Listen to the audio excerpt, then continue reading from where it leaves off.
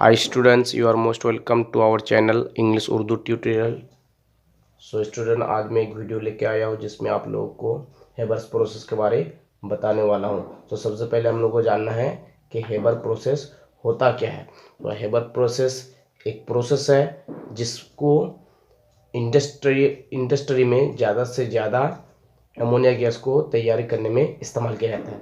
अगर क्वेश्चन आए कि हेबर प्रोसेस क्या है, तो हेबर जिस प्रोसेस के जरिए इंडस्ट्री में यानी सनत में ज़्यादा से ज़्यादा अमोनिया गैस की तैयारी की जाती है, उस प्रोसेस को हेबर्स प्रोसेस कहते हैं। तो हेबर प्रोसेस के लिए जो है केमिकल रिएक्टेंट चाहिए, यानी रिएक्टेंट जो चाहिए वो है नाइट्रोजन और क्या चाहिए, हाइड्रोजन। क्या बनेगा, एमोनिया, NH3। तो इसको अगर कैलकुलेशन करेंगे तो यहाँ पर लगेगा 3 और यहाँ लगेगा 2। और हेबर प्रोसेस जो है एक एक्सोथर्मिक प्रोसेस है। एक्सोथर्मिक प्रोसेस किसे कहते हैं? तो वो प्रोसेस जिस प्रोसेस में हीट खारिज हो, यानी कि हीट निकले, उस प्रोसेस को हम लोग बोलेंगे एक्सोथर्मिक प्रोसेस। तो इस प्रोसेस में हीट भी खारिज होता है, तो इसीलिए इसको बोलेंगे, हेबर प्रोसेस को बोलेंगे एक्सोथर्मिक प्रोसेस। और साथ साथ इसको बोला जाता है रिवर्सिबल प्रोसेस।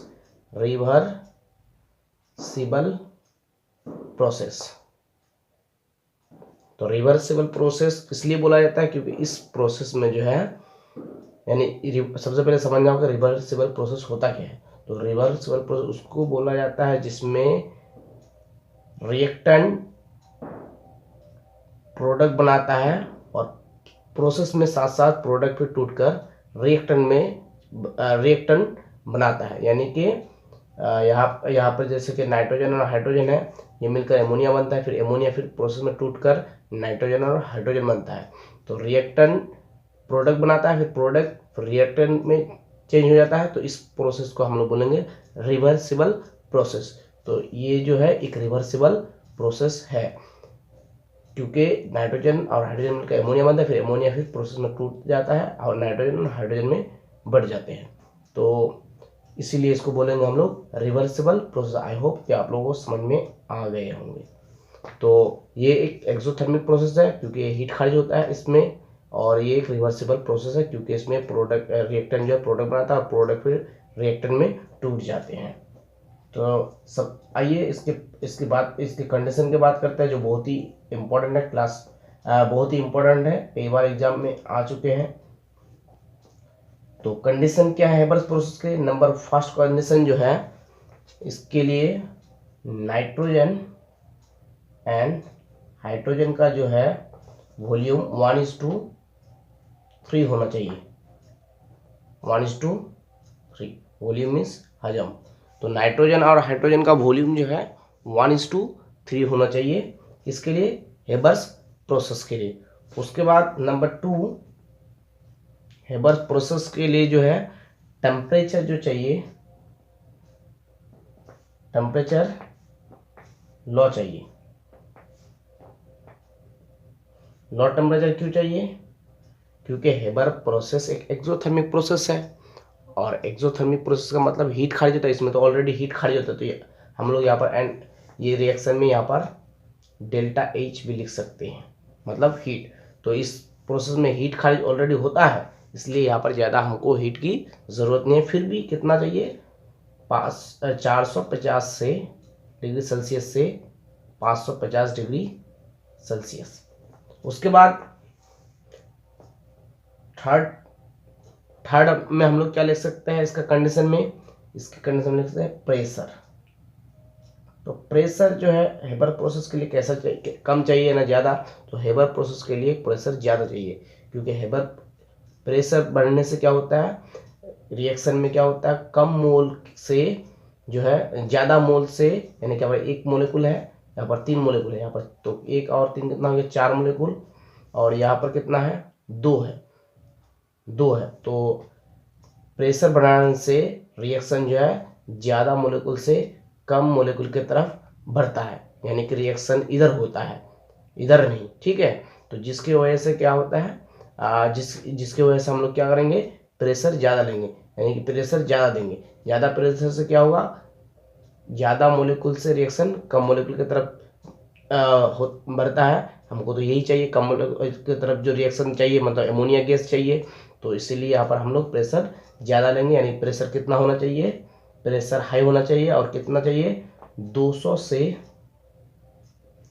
900 एटमॉस्फेरिक प्रेशर चाहिए। उसके बाद 4 नंबर जो है कैटालिस्ट चाहिए। कैटालिस्ट का मतलब होता है जो केमिकल रिएक्शन के शरह को जो है, केमिया तामुल के शरह को जो है बढ़ा देता है। कैटालिस्ट का मतलब होता है अमल अंगेज उर्दू में। तो कैटालिस्ट के लिए हम लोग यहाँ पर कैटालिस्ट के तौर पर इस्तेमाल करेंगे फाइनली डिवाइडेड आयरन। तो फाइनली डिवाइडेड आयरन चाहिए, मतलब लोहा Fe, जो हम लोग यहाँ पर लोहा को लेंगे, इसलिए लेंगे क्योंकि N2 और H2 को जो है ये एब्जॉर्ब करता है, जिसके वजह से हेबर प्रोसेस आगे, मतलब आगे जो है बढ़ते हैं। यानी हेबर प्रोसेस जो है, हेबर प्रोसेस का जो रिएक्शन है वो आगे बढ़ रहे हैं, यानी कि अमोनिया गैस बनते हैं। इसलिए यहाँ पर फाइनली डिवाइड आयरन लेंगे, यानी कि लोहे के छोटे छोटे बुरादे लेंगे। तो छोटे छोटे पीस लेंगे, समझ लीजिए। उसके बाद 5 नंबर हम लोग ले सकते हैं प्रोमेटर। तो प्रोमेटर आप जानते हैं, शायद नहीं जानते तो मैं बता देता हूँ प्रोमोटर होता है क्या है। तो प्रोमेटर जो कैटालिस्ट को बेटर बनाता है, यानी कैटालिस्ट के एफिशिएंसी को इंक्रीज करता है, यानी कि कैटालिस्ट को बेहतर यानी निखार बना देता है, उसको हम लोग बोलेंगे प्रोमेटर। तो प्रोमेटर के तौर पर जो यहाँ पर इस्तेमाल होगा, यहाँ हम लोग हेबर प्रोसेस में प्रोमेटर के तौर पर इस्तेमाल जो होगा उसको हम लोग बोलते हैं मोल्ड, उसको बोलेंगे हम लोग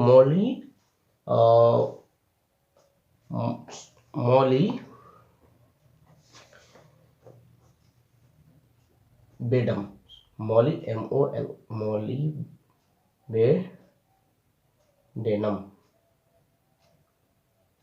क्या बोलते हैं, बहुत याद नहीं आ रहे थे, मोलिबेडेनम।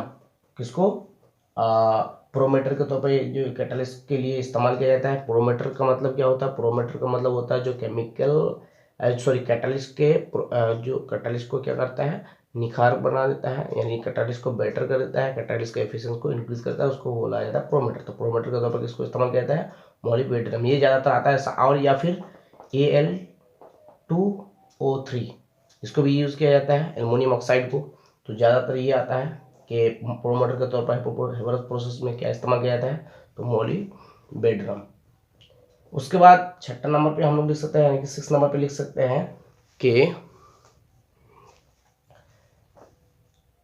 हाइड्रोजन या nitrogen and hydrogen should be free from impurities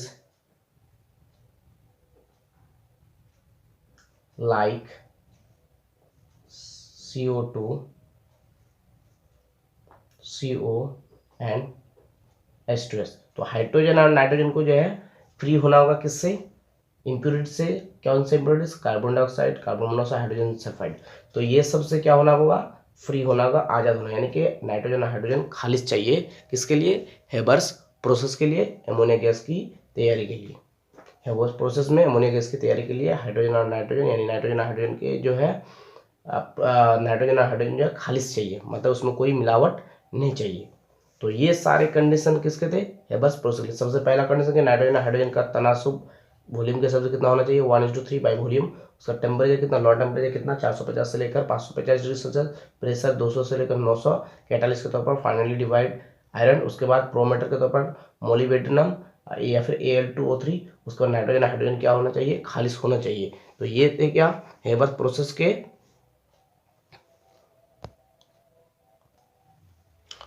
तो ये थे हेबर प्रोसेस के कंडीशन। बहुत ही इंपॉर्टेंट है, कई बार एग्जाम में आए हैं, प्लीज़ याद कर लीजिएगा, आपके लिए ही फायदा है। और ये हेबर प्रोसेस में जो है दोनों गैस लिया जाता है, गैस, यानी नाइट्रोजन भी गैस होता है, गैस है, और हाइड्रोजन भी गैस है, और जो बनता है वो भी क्या है, गैस है। ये बताना मैंने भूल गया था।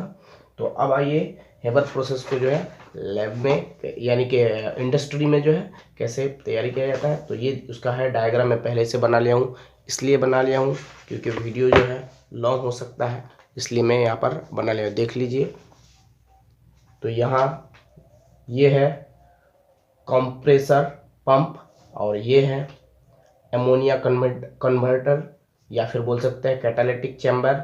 उसके बाद ये है कूलिंग चैम्बर, और ये है रिसर्कुलेटिंग पंप। तो कंप्रेसर पंप ये है, और ये है एमोनिया कन्वर्टर या फिर कैटालिटिक चैम्बर, ये जो है कूलिंग चैम्बर, और ये है रिसर्कुलेटिंग पंप। तो अब देखिए यहाँ नाइट्रोजन और हाइड्रोजन 1:3 के हिसाब से, वॉल्यूम के हिसाब से, 1:3 के वॉल्यूम के हिसाब से यहाँ पर आते हैं। और ये यहाँ से कहाँ, यहाँ से यहाँ आता है, नाइट्रोजन और हाइड्रोजन दोनों मिक्स होता है। और यहाँ पर क्या है, या फिर लोहा यानी कि आयरन के छोटे छोटे टुकड़े जो कैटालिस्ट के तौर पर इस्तेमाल किया जाता है, और मोलिब्डेनम क्या जो प्रोमोटर के तौर पर इस्तेमाल किया जाता है वो यहाँ। और क्या बनता है, नाइट्रोजन, और नाइट्रोजन इधर से जाता है। तो हेबर प्रोसेस में जो है नाइट्रोजन और हाइड्रोजन से हेबर अमोनिया बनता है, और लेकिन नाइट्रोजन और हाइड्रोजन से अमोनिया तो बनता है, लेकिन ये एक रिवर्सिबल प्रोसेस है, और अमोनिया जो है नाइट्रोजन और हाइड्रोजन में टूट भी जाता है। तो यह अमोनिया के साथ नाइट्रोजन और हाइड्रोजन भी जाता है इधर, इधर से इधर, इधर यहाँ आते हैं नाइट्रोजन और हाइड्रोजन। तो नाइट्रोजन और हाइड्रोजन जो है यहाँ पर पानी लिया गया इसलिए क्योंकि एमोनिया जो है पानी में जो है ज़्यादा सोलेबल है, यानी कि जल्दी से ये लिक्विफाई हो जाता है। कौन, एमोनिया। इसके मुकाबले में नाइट्रोजन एंड हाइड्रोजन में क्या होता है, नाइट्रोजन और हाइड्रोजन के मुकाबले ये क्या होता है, पानी में एमोनिया जो है पानी में जल्दी लिक्विफाई जो है हो जाता है, और जिसकी वजह से वो आसानी से जो है हम लोग अमोनिया गैस को हासिल कर देते हैं। यहाँ से आता है, आते आते यहाँ आ जाता है, आने के बाद यहाँ पर जो है अमोनिया गैस जो है लिक्विफाई होता है, मतलब यहाँ पर जो है ठंडा हो जाता है, पानी में मिल जाते हैं। मिलने के बाद अमोनिया यहाँ पर मिल जाता है, और बाकी जो नाइट्रोजन और हाइड्रोजन है, नाइट्रोजन और हाइड्रोजन गैस है वो यहाँ आ जाते हैं, इधर से यहाँ चले जाते हैं नाइट्रोजन और हाइड्रोजन, और यहाँ से फिर नाइट्रोजन और हाइड्रोजन क्या करते हैं, नाइट्रोजन और हाइड्रोजन यहाँ से इधर, इधर से फिर इधर, इधर से फिर इधर, यानी कि इसका नाम ही क्या है, इसका नाम है रिसर्कुलेटिंग पंप। रिसर्कल होकर के फिर यहाँ आते हैं, यहाँ से फिर नाइट्रोजन और हाइड्रोजन से फिर एमोनिया बनता है, फिर जो एमोनिया मिलता है इधर से जाता है, यहाँ पर पानी में मिल जाता है, डिजोल्व हो जाता है। डिजोल्व होने के बाद क्या होता है, फिर जो है यहाँ पर एमोनिया हमको हासिल हो जाता है, और फिर जो बाकी नाइट्रोजन हाइड्रोजन उसके साथ बनता है वो फिर इधर चले जाता है। इस तरह से ये प्रोसेस जो है कंटिन्यू होता रहता है। तो आप लोग अच्छे से देख लीजिए, और इसको आप लोग हो सके तो स्क्रीनशॉट कर लीजिए, और इसको बनाना सीखिए कैसे इसका ड्रॉ किया जाता है। और प्लीज़ वीडियो को ज़रूर लाइक कीजिएगा, बहुत मेहनत से बनाते हैं। प्लीज़, आपके लाइक में कुछ होने वाला नहीं है, लाइक मतलब सॉरी, आपके जो लाइक करेंगे तो आपका कुछ होने वाला नहीं है, तो प्लीज़ लाइक ज़रूर कीजिएगा। तो ये स्क्रीनशॉट पहले ले लीजिए, लाइक बाद में भी कर सकते हैं, इसमें आपके फ़ायदा है, लाइक में मेरे फ़ायदा है।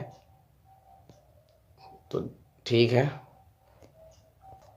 तो अब जानना है कि हम लोग जो है हेबर प्रोसेस में जो एमोनिया गैस हासिल तैयारी करते हैं, उसको कलेक्शन करते हैं कैसे, उसको जानना है। तो कलेक्शन करने के लिए हेबर प्रोसेस में एमोनिया गैस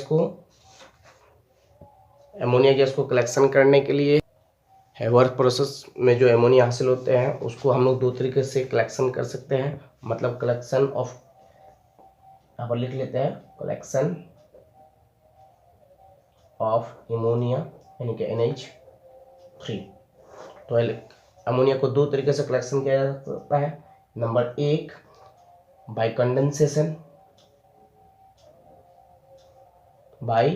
कंडेंसेशन,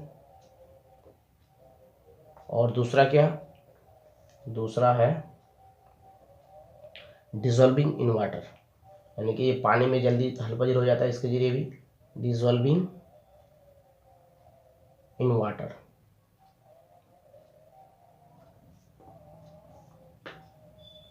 ये दो तरीके से क्या कर सकते हैं हम लोग, अमोनिया को जो है कलेक्ट कर सकते हैं। इंडस्ट्री में जो हेबर्स प्रोसेस के जरिए अमोनिया हासिल होता है, इस प्रोसेस इसके ये बाय कंडेंसेशन के जरिए और डिसॉल्विंग वाटर के जरिए हम लोग क्या कर सकते हैं, अमोनिया को जो है कलेक्ट कर सकते हैं। और एमोनिया जो है, एमोनिया पहले ही हम बताए कि एमोनिया जो है, एमोनिया NH3 जो है, NH3 liquefies very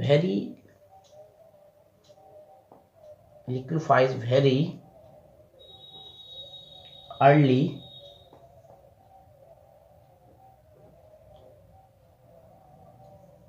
as compared